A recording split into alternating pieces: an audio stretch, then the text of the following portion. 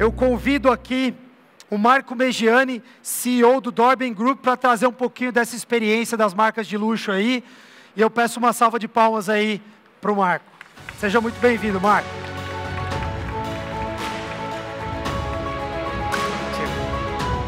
Água, eu vou deixar para você aqui no meio, tá? Fica à vontade, tá? Bom dia a todos, prazer estar aqui, obrigado pelo convite, é realmente uma honra estar aqui falando com todos vocês. A ideia, na verdade, hoje é contar um pouquinho para vocês desse mercado. Aqui no Brasil, nós atuamos com algumas marcas, é um mercado que eu sei que desperta muita curiosidade, tem muito interesse, existem alguns mitos e algumas histórias, mas a ideia realmente é falar um pouquinho para vocês de verdades. O que acontece realmente nesse mercado e principalmente o que acontece nesse mercado aqui no Brasil. Vou passar para vocês alguns números globais, ok? Em 2021, esse mercado, e a gente está falando apenas de bens pessoais, ele girou em torno de 288 bilhões de euros. Em 2022, a estimativa é que vai ter um crescimento aproximadamente entre 13% a 15% desse mercado. E estima-se que em 2025 o mercado total de bens pessoais ligados a luxo vai estar em torno de 360 a 380 bilhões de euros, perdão. É óbvio que esses números são números relativos, é impossível ter um número preciso quanto a isso. São estimativas, mas estimativas que vêm de mercados já muito mais maduros. Quando a gente olha para o mercado brasileiro, e agora falando sim de Brasil, em 2020, estima-se que isso era 4,7 bilhões de euros aqui no Brasil, que é um número representativo. Em 2021, o crescimento foi extremamente forte, e tem uma razão por isso. O nome disso é: as pessoas não estavam viajando, então elas compravam no Brasil. Embora os números não sejam números precisos, como eu falei, mas algo me chama a atenção quando eu fui coletar esses dados, e acho que é super interessante de dividir com vocês. Esses números mostram uma proporção de mais ou menos 1,5% que representa o mercado brasileiro dentro do mercado global. E aí sim, fazendo um comparativo com números bastante precisos que eu tenho desse mercado, eu posso dizer que faz total sentido. Hoje o Brasil, pelo menos até 2020, ele representava alguma coisa de 1,5% desse mercado de luxo no mundo. O que esse número, na verdade, não mostra é que essas são compras de brasileiros feitas no Brasil. E o que acontece muito nesse mercado, que é o famoso travel retail, é que muita gente, muito brasileiro residente no Brasil, compra fora do Brasil. Essa proporção, para vocês terem uma ideia, mais ou menos aí há uns 6 anos atrás, 7 anos atrás, era de aproximadamente 4:1. Ou seja, a cada $4 que um brasileiro residente no Brasil gastava no exterior, ele tinha $1 no Brasil. Ou seja, esse 1,5%, ele deve chegar, na verdade, quando somado todos esses números, a alguma coisa em torno de 6%, 7% até 8%. O brasileiro, ele compra muito lá fora. Falar um pouquinho da nossa atuação regional, né, América do Sul, América Central e aqui no Brasil. Hoje, o grupo nosso, aqui no Brasil, nós representamos Carolina Herrera, representamos Tod's, Jimmy Choo, Michael Kors e Tory Burch. Embora vocês estão vendo ali outras marcas, essas marcas não são representadas por nós aqui no Brasil, mas pelo nosso grupo em todos os outros países da América do Sul, exceto o Brasil. É um grupo que, na verdade, se especializou nesse mercado premium e luxo. E aí, entrando, propriamente dito, nas questões que envolvem operação de e-commerce, o processo decisório, a razão pela qual tomamos algumas decisões, a ideia é falar um pouquinho da nossa experiência com Michael Kors e Tory Burch. Nós somos o segundo grupo autorizado pela marca no mundo a operar um e-commerce da marca localmente. Em geral, as marcas são muito protetivas em relação a esse tipo de canal. E é muito, muito difícil você ter a possibilidade de explorar esse canal que não seja uma operação direta da marca. E aí começam as questões. O porquê de um e-commerce de luxo no Brasil? E aí vou mostrar alguns exemplos para vocês interessantes.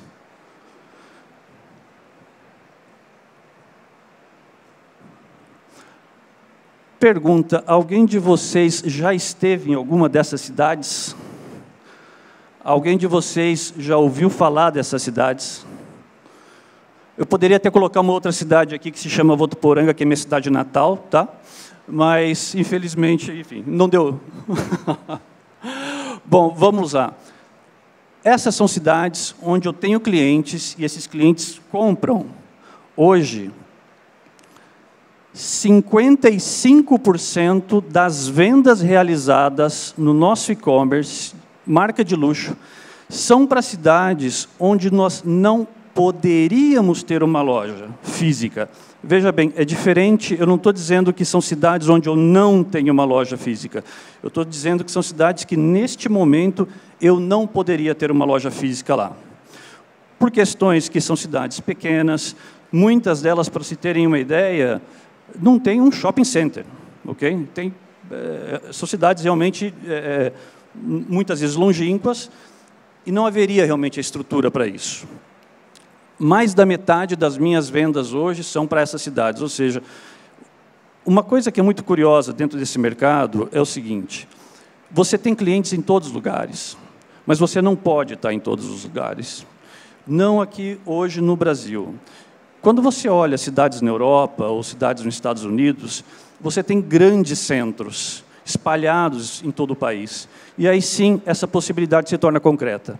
No Brasil, ainda existe uma concentração muito grande no que diz respeito a cidades com grande população.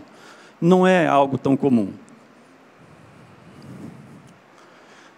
Outra pergunta que sempre é feita e que foi motivo de muitas discussões era uma plataforma local ou uma plataforma global. Obviamente, todas essas marcas já trabalham com e-commerce há muitos anos, e todas elas também têm a sua plataforma. Então, vamos lá. Quais foram as decisões que nos balizaram?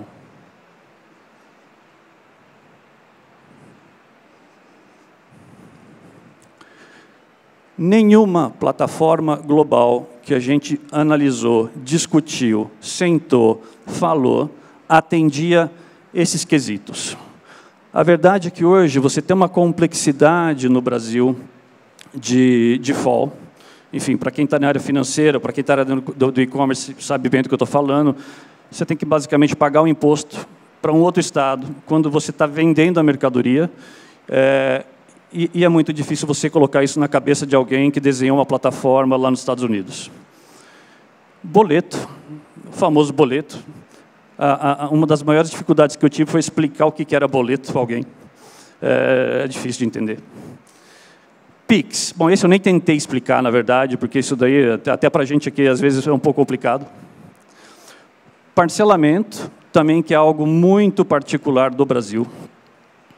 E algo que eu confesso que eu também fui aprender recentemente, que nós temos áreas que necessitam operadores logísticos especializados aqui no Brasil. Para quem não sabe, existem algumas regiões, dentro de algumas cidades, que nem o correio entra. Você tem que ter um operador especializado para levar aquele produto na casa do cliente. Do contrário, aquele produto fica parado. E a gente está falando de um produto de luxo. Quando a pessoa foi lá e comprou, é óbvio que ela espera que o produto chegue na casa dela, e chegue rápido. Vamos traduzir isso um pouco em números. Hoje, 8% das vendas realizadas na nossa plataforma já são pagas com Pix. E, na verdade, veja bem, eu estou pegando aqui um universo de mais de 12 meses, sendo que a implementação da ferramenta tem menos de 6 meses. Ou seja, esse número provavelmente ele deve ser o dobro disso. 52% de tudo que eu vendo é necessário ter a default, que é um documento chato, moroso e que, no final das contas, toma bastante tempo do momento de fazer a operação. Isso é muito interessante. 75% das minhas vendas requer algum tipo de parcelamento. Para 75% dos meus clientes, ele quer algum tipo de parcelamento. Pode ser 2 vezes, 3 vezes, até 10 vezes, mas ele exige algum tipo de parcelamento. Quando a gente analisa quem são realmente os nossos competidores aqui dentro desse mercado e nesse segmento, muito diferente do que muita gente pode pensar, que são outras marcas, hoje, na verdade, os meus maiores competidores é o produto pirata. É um inundado de produto pirata. E isso é uma coisa que melhorou muito, eu diria, nos últimos anos. Eu atuo nesse mercado há quase 20 anos, mas ainda existe. A notícia boa, eu diria, ou pelo menos o lado bom dessa história, é o seguinte: se existe um produto pirata, é porque existe desejo. Ninguém pirateia alguma coisa que não tenha desejo. Por quê? Você parar uma fábrica, sabe Deus aonde, e colocar um bando de gente para trabalhar, para fazer cópia de um produto original, é porque aquele cara estudou o mercado e ele sabe que aquele lá tem desejo e tem demanda. Obviamente, eu preferi que comprasse o meu. Produto contrabandeado ainda também é uma coisa que acontece muito. O fato é um produto, obviamente, original, mas é difícil você competir com alguém que não segue as regras do jogo. É injusto. E tem um terceiro elemento muito interessante, que é o portão de embarque, principalmente o de Guarulhos. Esse cara me rouba muito das minhas vendas. Mas aí também tem um detalhe muito importante a mencionar, que é as pessoas acreditam ainda muito nessa grande diferença de preço que existe entre o mercado local e o mercado lá fora. E essa diferença, hoje em dia, e é claro, eu posso responder muito pelas minhas marcas, mas o mercado geral trabalha muito dessa forma, essa diferença já não é mais a mesma. E isso está muito aliado à falta de informação. Hoje, quando a gente faz esse tipo de comparativo, e esse é um grande erro, é o efeito etiqueta. Toda vez que você pega um produto, por exemplo, nos Estados Unidos, em Orlando, Miami, Nova York, enfim, onde seja, você olha a etiqueta daquele produto, você converte aquele valor e você fala, nossa, lá no Brasil é mais caro. Porém, diferente do que acontece aqui no Brasil, o produto lá, na etiqueta, não tem imposto. Você vai pagar o imposto no caixa. Essa brincadeira aumentou o valor do produto em aproximadamente 8%, dependendo do estado que você estiver nos Estados Unidos, por exemplo. Tem um segundo efeito, que as pessoas também esquecem. IOF. Quando você compra com cartão de crédito lá fora, o governo te abocanha aproximadamente 6,4%. Isso também é um custo que pouca gente se dá conta. E tem um terceiro e último elemento nessa equação, que é o dólar. Muitas das pessoas, e a grande maioria das pessoas, quando vai fazer essa conta de conversão, ela lembra daquele dólar que a Renata Vasconcelos ou William Bonner falou no Jornal Nacional. Mas não é aquele lá o dólar do teu cartão, tá? Só para te falar. O dólar do teu cartão é o dólar turismo, é aquele lá o dólar comercial, a não ser que você for comprar com a tua empresa.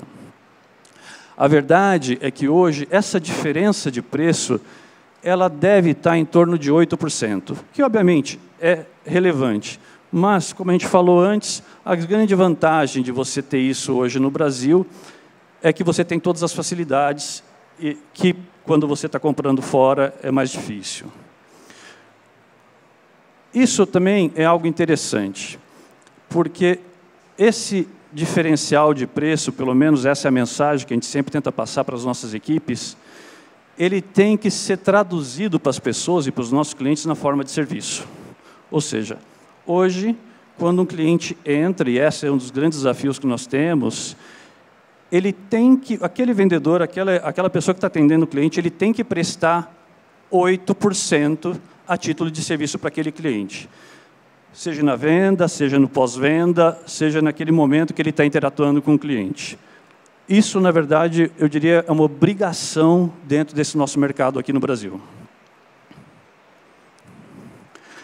O cliente brasileiro, e falando um pouquinho de como é esse cliente, ele é muito, muito exigente. Uma pergunta muito simples para vocês. Quem, na última semana, foi a um restaurante que tivesse valet parking, por mais que não tenha utilizado? Pois é. Acredito que a grande maioria. A gente não se dá conta, mas valet parking é uma coisa extremamente cara. E, na verdade, não deixa de ser um serviço de luxo. Se você for em outro país, um país europeu, ou nos Estados Unidos, você vai encontrar valet parking somente em locais extremamente de luxo. Aqui no Brasil, é uma coisa comum. E muitas vezes você faz a opção de ir ou não ir em um lugar porque tem ou não tem o valet parking. E essa também é uma coisa que a gente não se dá conta. Nós somos exigentes por natureza. A foto do lado é uma coisa interessante. Muitos devem estar pensando que isso é um hotel, outros podem estar pensando que é um restaurante. Isso, na verdade, é o lounge de um hospital aqui no Brasil. A gente não se dá conta, mas a verdade é que o brasileiro, por natureza, é extremamente exigente. E ele vive luxo quase todos os dias. Óbvio, eu estou falando daqueles que podem muitas vezes bancar por isso, mas isso não é apenas aquele topo daquela pirâmide que a gente imagina, não. Isso hoje está muito mais disseminado do que a gente pode crer. Como que isso hoje traduz para a gente em termos de operação? Quando a gente fala de e-commerce, nós temos um objetivo que é de entregar o produto em até 2 dias. Nosso objetivo hoje é de que pelo menos 80% das transações que ocorrem dentro da nossa plataforma ocorram em até 48 horas. É fácil? De jeito nenhum. Por tudo aquilo que a gente já mostrou, é um desafio enorme. Mas, volta naquele último slide, o cliente hoje no Brasil exige isso. E detalhe, 80% dos clientes que recebem até 2 dias voltam a comprar. Isso é um dado interessante. Quando se trata de São Paulo e área metropolitana, o objetivo é ou mesmo dia ou até 24 horas. E aí também entram as particularidades disso. Hoje, para atender essa demanda, nós tivemos que nos ajustar 100%, eu diria. O nosso centro de distribuição, ele não fica em Cajamar, ele não fica em Extrema, ele fica no Itaim Bibi, que, para quem conhece São Paulo, sabe que talvez é uma das regiões do metro quadrado mais caro que tem no Brasil. Mas é necessário. É o preço para que a gente consiga, na verdade, atender a esse cliente dessa forma. Tem uma outra particularidade muito interessante também, da necessidade dessa proximidade entre a operação e a gestão.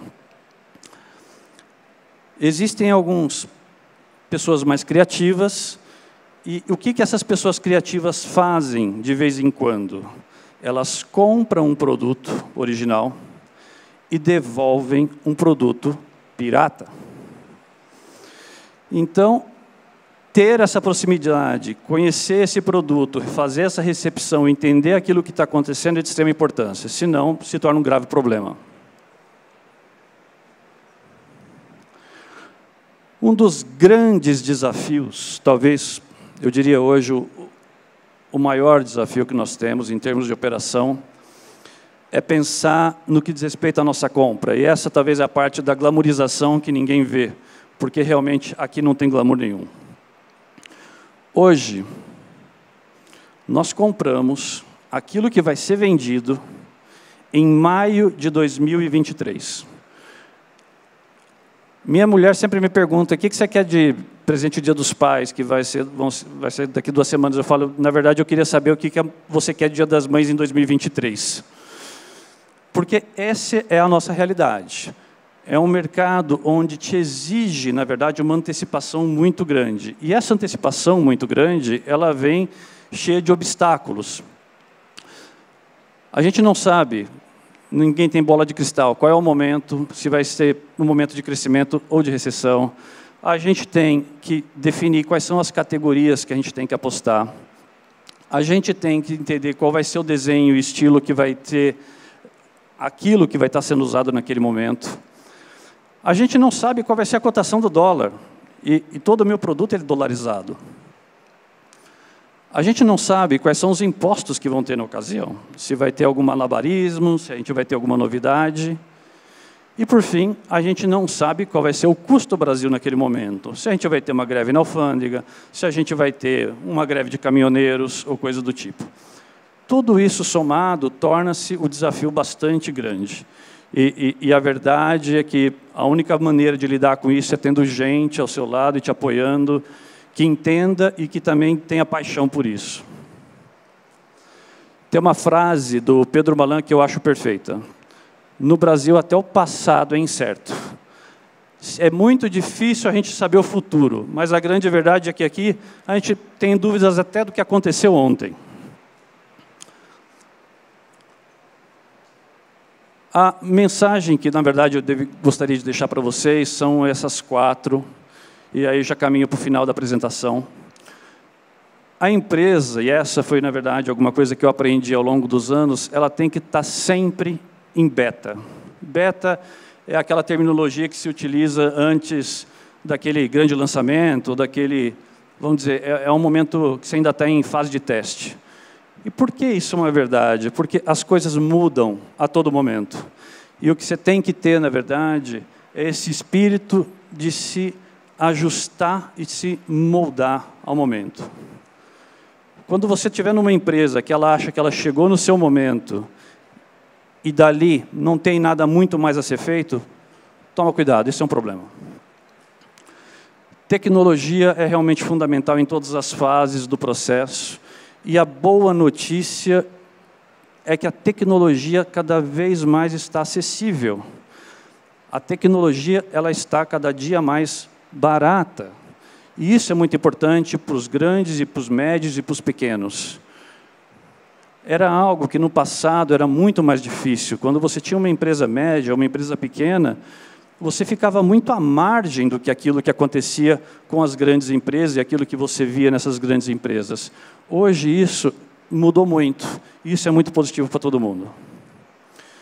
Mais importante realmente do que prever o futuro, que foi parte daquilo que a gente falou agora há pouco, é você ter a capacidade de se moldar ao momento, de ter timing para responder às demandas e aquilo que o mercado exige naquela ocasião. E por último, e para mim o mais importante de todos, cerque-se de pessoas que entendam os 3 pontos acima.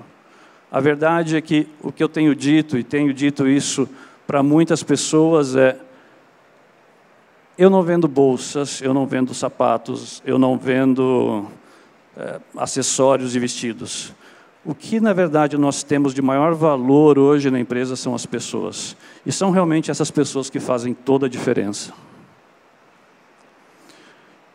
Por fim, um presentinho para vocês, que, na verdade, foi um pedido da organização. Nós criamos um cupom que é a única realmente vez que nós fizemos isso, que é para dar um desconto sobre os produtos que já estão com desconto, e no caso especificamente dos participantes do fórum, com frete grátis. Basta vocês escanearem isso e divirtam-se. Muito obrigado por tudo. Então, vou te fazer uma pergunta. Faz o troféuzinho para mim. Obrigado, Marcelo. Bom, eu tenho uma... Antes, queria só dar um recado para o pessoal. Eu tenho uma pergunta para fazer para o Marco aqui. A próxima palestra nossa, ela vai ser em inglês. tem duas opções para vocês usarem a tradução. Aqui tem um quiosque com um dispositivo para quem quiser escutar, ou no próprio aplicativo da E-Commerce Brasil, vocês conseguem escutar pelo telefone de vocês.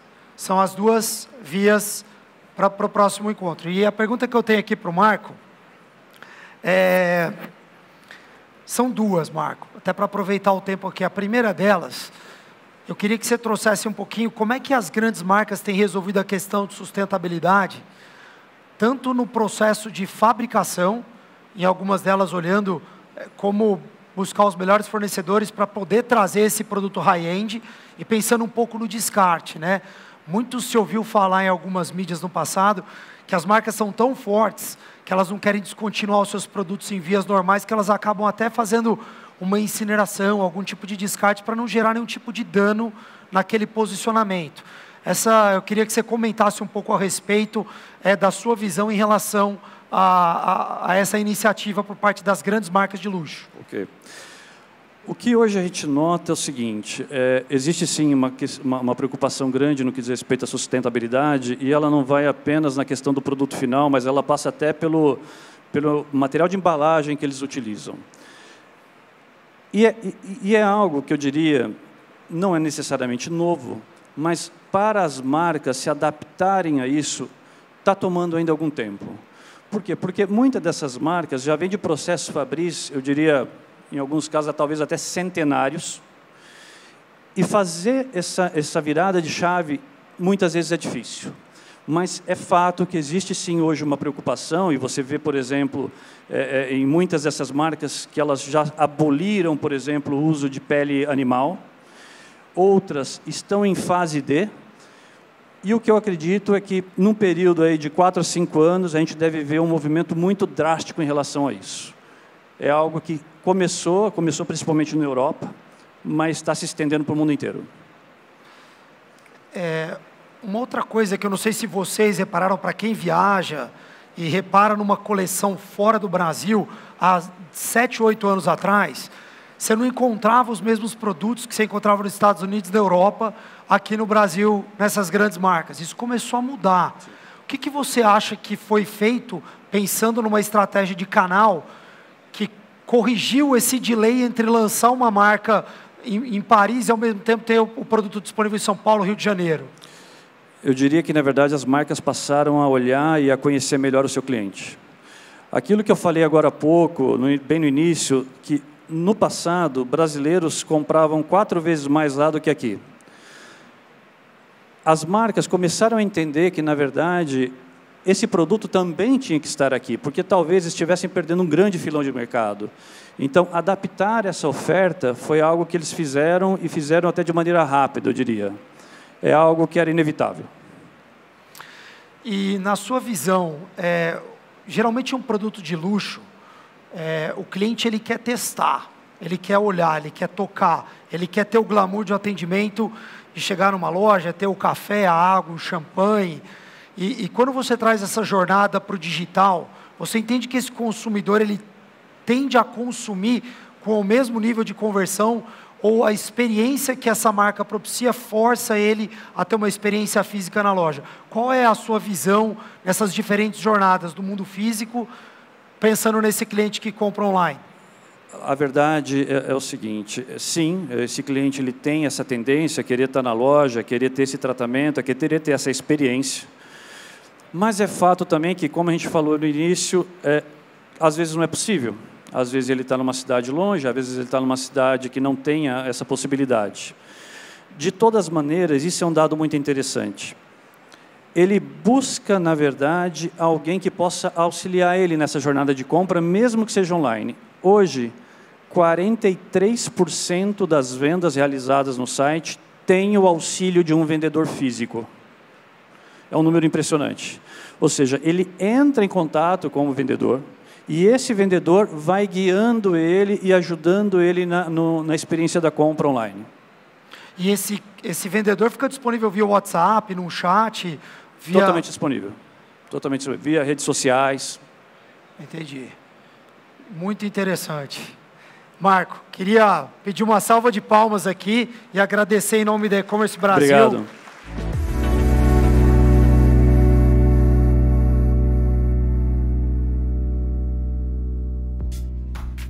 E aí, gostou do vídeo? Então não deixe de curtir e compartilhar. Aqui do lado tem 2 sugestões que você pode gostar.